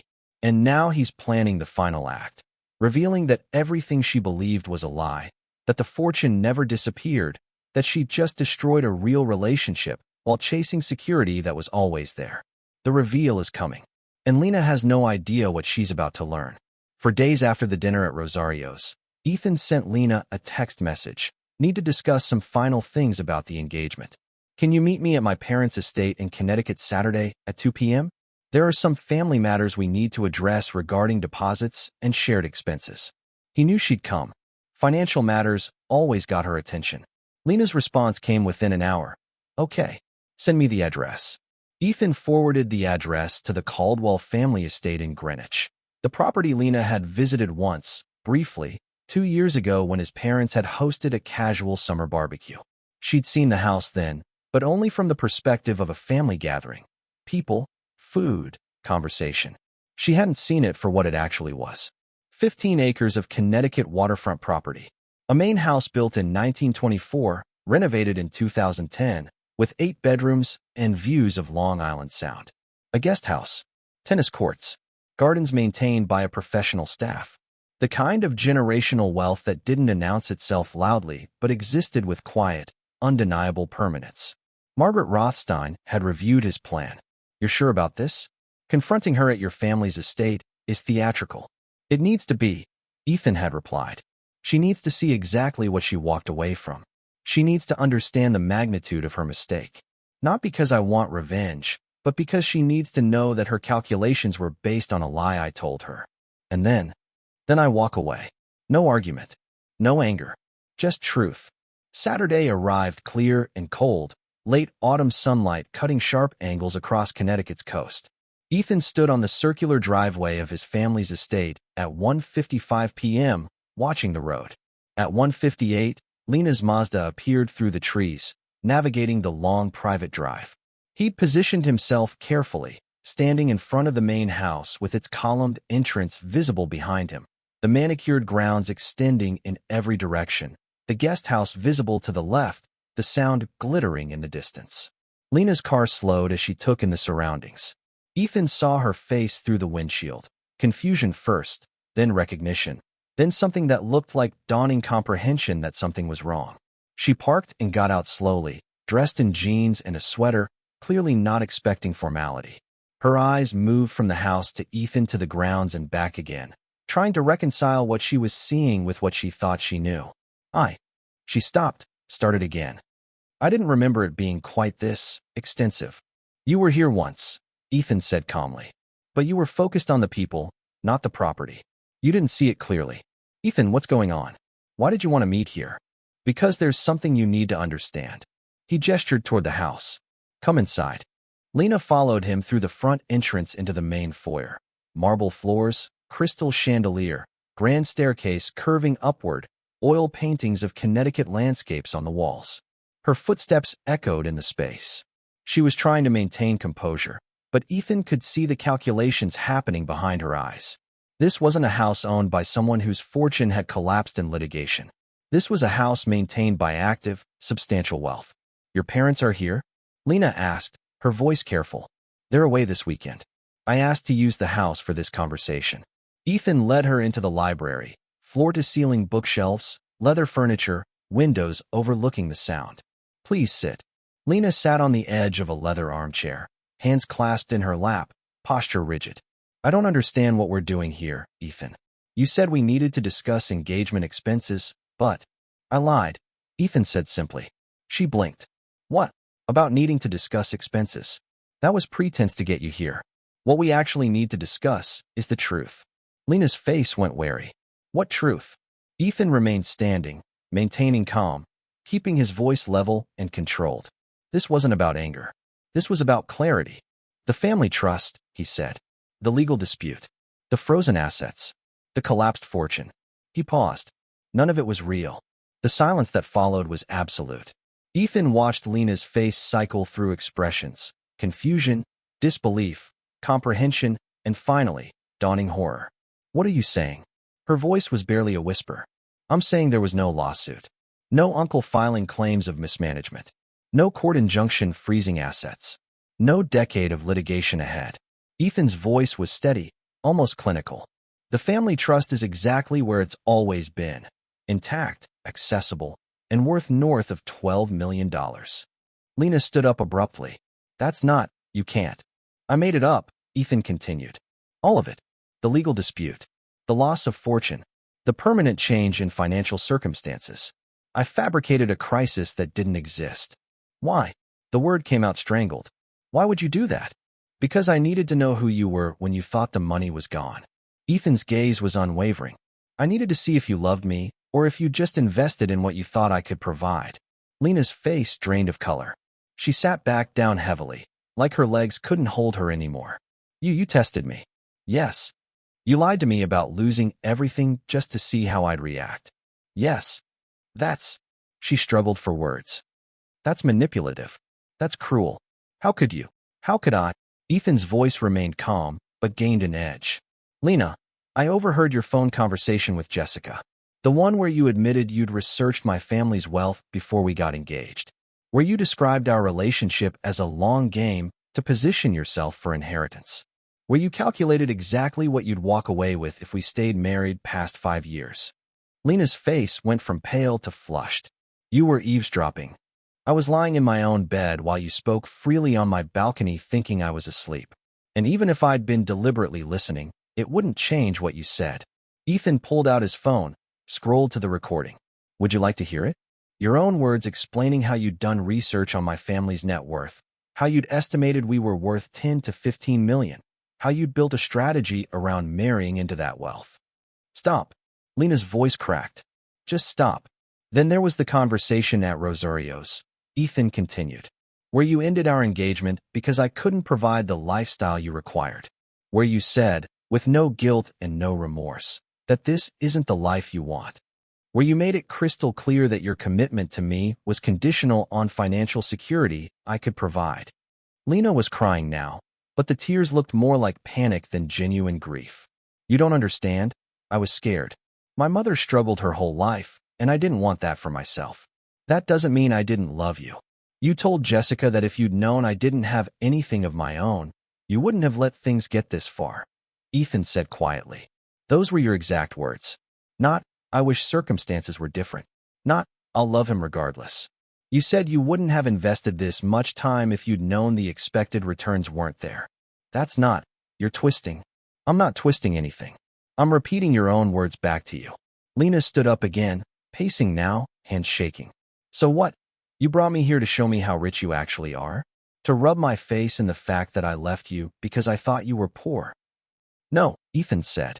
I brought you here so you'd understand the magnitude of your mistake. Not the financial mistake. I don't care about that. I mean the moral mistake. He gestured around the library, to the house, to the grounds visible through the windows. All of this was always here. The trust was never frozen. The inheritance was never in jeopardy. My family's wealth was exactly as substantial as you'd researched it to be. Then why? Because I needed to know if you'd stay with me when you thought it was gone, Ethan said. My father taught me that money reveals character. That if you want to know who someone really is, you have to make sure they meet you before they meet your portfolio. I thought I'd done that. I thought you'd fallen in love with me when I was just a consultant living modestly. But you'd been investigating all along, making assumptions, building expectations. Lena's tears were flowing freely now. I did love you. I do love you. I panicked when I thought everything had changed. You didn't panic. Ethan interrupted, his voice still calm but firm. You calculated. You ran the numbers, determined I no longer met your requirements, and ended our engagement with the emotional detachment of someone liquidating a bad investment. No tears, no guilt, no acknowledgement that you were destroying a 2-year relationship. Just cold, rational decision-making. That's not fair. It's completely fair. I have recordings, Lena. Your voice, your words, your completely unfiltered thoughts when you believed I couldn't hear you. You can't rewrite history now that you know the truth. Lena wiped her face with shaking hands. What do you want from me? An apology? Fine, I'm sorry. I'm sorry I cared about financial security. I'm sorry I wasn't brave enough to pretend money doesn't matter. But you lied to me, Ethan. You manipulated me into showing you the worst version of myself. I didn't manipulate you into anything, Ethan said. I created a situation where you had to choose between love and money. And you chose money. That's not manipulation. That's revelation. So what now? Lena's voice was rising with desperation. You've proven your point. You've shown me I'm shallow and mercenary. What do you want? To humiliate me? To punish me? No, Ethan said simply. I want you to understand why we can never be together. Not because you failed my test, but because when you thought I had nothing, you proved you had no intention of staying. And I can't marry someone whose love is conditional on my net worth. He walked to the library door, opened it. You should go now. Lena didn't move for a long moment. Then she stood, walked toward him, stopped a few feet away. Ethan, please. We can fix this. I can prove to you that I love you for more than. You can't, he said quietly. Because I'll always know. When things get difficult, when money gets tight, when life presents challenges, I'll always wonder if you're evaluating whether I'm still worth staying with. I'll always question whether your love is genuine or whether you're just waiting for conditions to improve. That's not. It is. And you know it is. Lena's face crumpled. I never meant to hurt you. I believe that, Ethan said. But you did hurt me. Not by leaving. By showing me that your commitment was always conditional. That I was always being evaluated, always being measured against some standard of financial adequacy you never disclosed. He stepped aside, making space for her to pass through the doorway. Goodbye, Lena.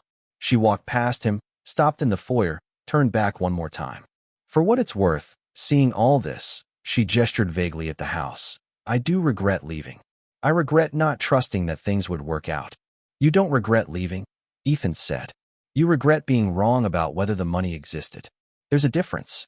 Lena opened her mouth to protest, then closed it. She had no defense because they both knew he was right. She walked out of the house, got in her car, and drove away down the long driveway. Ethan watched from the entrance until her car disappeared through the trees. Then he walked back into the library, sat in one of the leather chairs, and looked out at the sound glittering in the afternoon light. Margaret Rothstein called an hour later. How did it go? Exactly as expected, Ethan replied. She was shocked. Tried to justify her behavior. Claimed she loved me despite everything. Then tried to say she regretted leaving. Did you believe her? No. She regrets being wrong about the money existing. She doesn't regret evaluating our relationship based on it. And how do you feel? Ethan was quiet for a moment, processing. Relieved. Sad, but relieved. I dodged the worst mistake of my life. Better to discover this now than 5 years into a marriage when she's calculating divorce settlement amounts. You did the right thing, Ethan. Painful, but right. After he hung up, Ethan sat alone in his family's house for another hour, thinking about everything that had happened. The test, the betrayal, the reveal, the ending. He'd lost his fiancée, but he'd kept his dignity, his clarity, and his understanding of what real love should look like. I needed to know who you were without leverage, Ethan thought. Looking at the ring Lena had left on the table, she'd slipped it off at some point during their conversation, abandoning it like she'd abandoned everything else. And now I did. Lena has been confronted with the truth in the most undeniable way possible, standing in the house that represents the fortune she thought was lost, learning that everything she believed was a lie designed to expose exactly who she was. She left Ethan because she thought he was poor.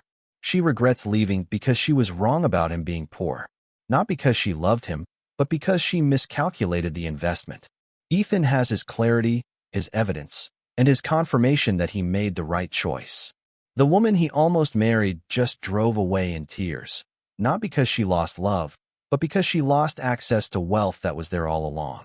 The engagement was officially over, though it had really ended weeks earlier. The moment Lena had said, "This isn't the life I want," without tears or hesitation. The ring sat in a small box on Ethan's desk, returned but never reclaimed. He'd eventually have it reset or sold, turn it into something with no memory attached. But that could wait. 3 days after the confrontation at his family's estate, Ethan received a formal email from Lena's attorney. A civil message requesting final accounting of shared expenses, confirmation that deposits would not be disputed, acknowledgement that both parties had ended the engagement mutually.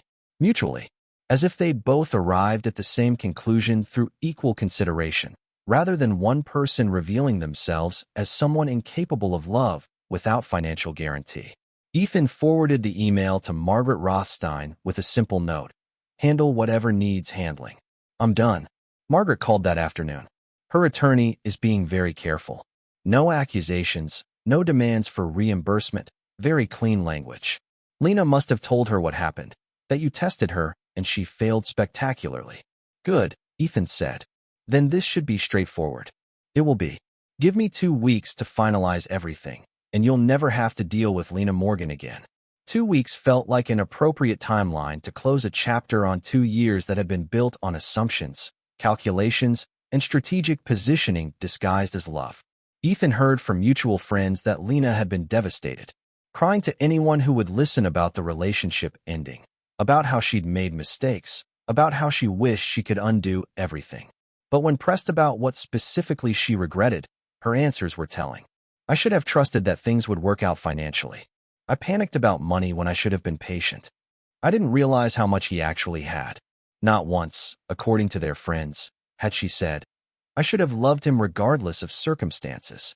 Not once had she said, "I evaluated him based on his wealth, and that was wrong." Not once had she taken actual accountability for treating their relationship as a transaction. Her tears weren't about losing Ethan. They were about losing access to the life she'd believed she was building toward. She was grieving opportunity lost, not love lost. And that difference was everything. Jessica, apparently, had tried to convince Lena to fight for the relationship. "Just tell him you made a mistake. Tell him you love him for who he is, not what he has." But Lena couldn't say those things convincingly because they weren't true. And she knew it. And Ethan knew it. And no amount of crying or apologizing could change the fundamental reality that she'd shown exactly who she was when tested. Ethan could have been vindictive. He had recordings. He had evidence of Lena's calculated approach to their relationship. He could have shared them with friends, posted them online, destroyed her reputation in their social circle. He did none of that. Not because he was noble or magnanimous, but because revenge required ongoing engagement, and he wanted nothing more than complete separation. Humiliating Lena publicly would keep them connected through drama, through mutual friends taking sides, through the messy aftermath of public exposure. Better to simply walk away. Let her live with her choices. Let her explain to future partners why her engagement ended. Let her carry the knowledge that she'd miscalculated spectacularly and lost something real while chasing security that had been there all along. That was consequence enough. When friends asked what happened, Ethan kept his answers simple and honest. "We had fundamental differences about what marriage should be. She prioritized financial security over partnership. I needed someone who'd stay regardless of circumstances. No drama, no accusations, just truth delivered calmly." Most people understood without needing details. A few pushed for more information, but Ethan deflected. "It's over. That's all that matters." The weeks following the confrontation were quiet in a way Ethan hadn't experienced in years. No wedding planning. No compromise over venues or guest lists. No performance of being the supportive partner while watching someone evaluate whether he met their requirements. Just solitude. Space. Time to process everything that had happened. Ethan spent a weekend at his family's Connecticut estate, walking the grounds, sitting by the sound, thinking about the test, the betrayal, the ending. His father found him one evening on the back terrace, watching the sun set over the water. "Your mother told me what happened with Lena," his father said, settling into the chair beside him. "I'm sorry it ended that way, but I'm glad you found out before the wedding." "Me too," Ethan replied. "You did what I taught you," his father continued. "You made her love you, or think she loved you, before she knew about the money. But she'd been investigating all along, making assumptions, building a strategy. She told her friend it was the long game," Ethan said. "Marry in, wait for inheritance, position myself for wealth. His father was quiet for a moment. Money reveals character. That's what I always told you. But it also corrupts character. Makes people treat relationships as investments, partners as assets. Your mother and I were lucky. We met when neither of us had anything. But even then, we saw it happen to friends. Marriages that looked solid until money entered the equation. Then everything became transactional. How do you ever trust anyone? Ethan asked. How do you know they're not just performing until the money is accessible? You test them, his father said simply. Like you did. You create situations where their true priorities are revealed. It's not cruel, it's necessary. Because marrying the wrong person for the wrong reasons destroys more than just the relationship. It destroys your ability to trust, to love openly, to believe in partnership. Ethan nodded slowly. I just wish the test hadn't confirmed what I feared. I know. But better to face painful truth than live with comfortable lies. Over the following months, Ethan came to understand his father's wisdom more deeply. Wealth didn't just reveal character. It was a lens that magnified what was already there. Lena's fear of financial struggle was real. Her mother's experience had shaped her worldview genuinely. But instead of building her own security, instead of developing skills and career trajectory that would give her independence, she decided to marry into wealth. To treat partnership as a mechanism for financial protection. And when the wealth seemed to disappear, so did her commitment. That wasn't love.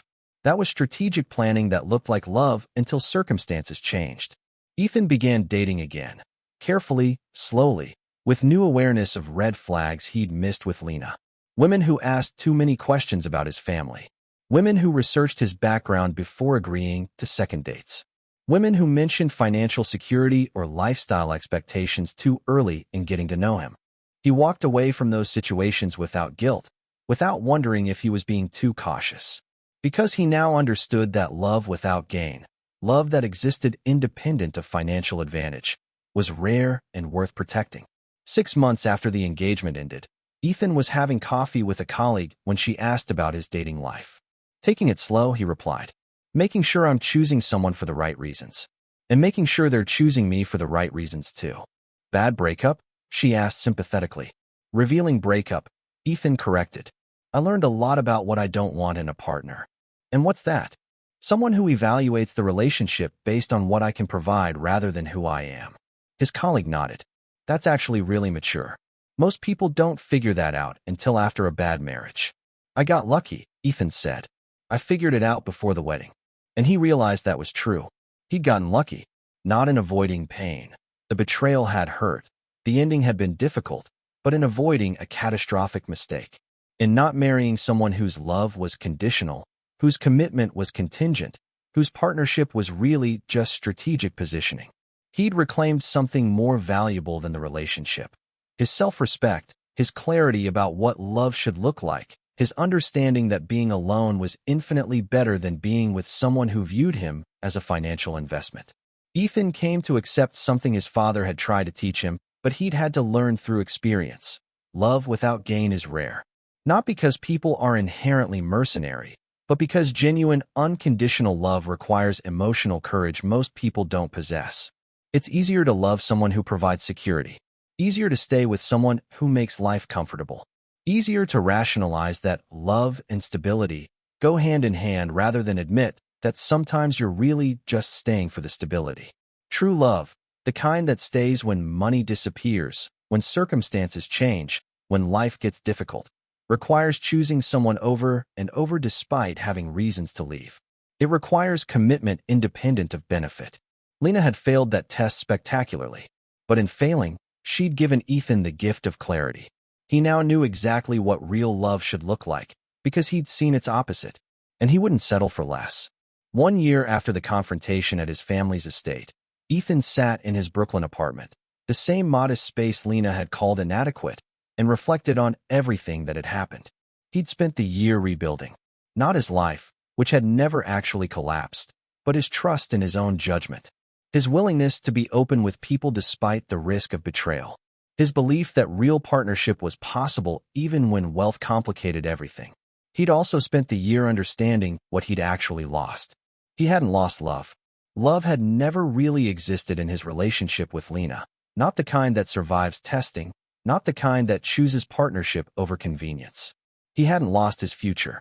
He'd lost a specific imagined future with someone who'd never actually been the partner he'd believed her to be. He hadn't lost security or happiness or hope. Those things had been illusions, built on performance and calculation and strategic positioning. What he'd really lost was the wrong future. A future where he would have married someone who'd evaluated him like a stock portfolio, where every financial decision, every career choice, every life challenge would have been filtered through her lens of, does this meet my security requirements? Where he would have spent decades wondering if she actually loved him or was just waiting out the investment. He'd dodged that future, and in dodging it, he'd gained something more valuable, knowledge of who he was, what he required in a partner, and what love should look like. Ethan pulled out his phone and looked at a photo from 2 years ago, him and Lena at a friend's wedding, smiling for the camera, looking like the perfect couple. He studied Lena's face in the photo, looking for signs he'd missed. The calculation behind the smile, the assessment behind the affection. They'd been there all along. He just hadn't wanted to see them. He deleted the photo, not with anger, but with acceptance. She'd been who she'd always been. He'd just finally seen it clearly. His father had been right. Money reveals character. An inheritance doesn't make you valuable. It only reveals who values you and why. Ethan thought about that text message he'd sent Lena 3 weeks ago, inviting her to his family's estate under false pretenses. Thought about her face when she'd realized the wealth had never disappeared. Thought about her desperate attempts to reframe her behavior as something less mercenary than it actually was. She'd said she regretted leaving, but she didn't regret the calculations that led to leaving. She didn't regret evaluating their relationship based on financial returns. She only regretted being wrong about whether the money existed. And that difference meant everything.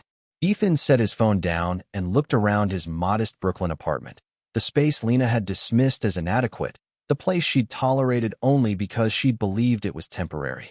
He loved this apartment. It was his. Chosen deliberately. Maintained on his salary without family support. A space that represented his values, not his inheritance. He'd thought he was pretending to lose everything when he'd told Lena the trust was frozen. But in reality, he'd lost nothing that mattered. He'd simply discovered that the woman he'd planned to marry had never been the person he'd believed her to be. And by the time she understood what she'd actually lost, not access to wealth, but the chance to build something real with someone who'd loved her genuinely, it was already over.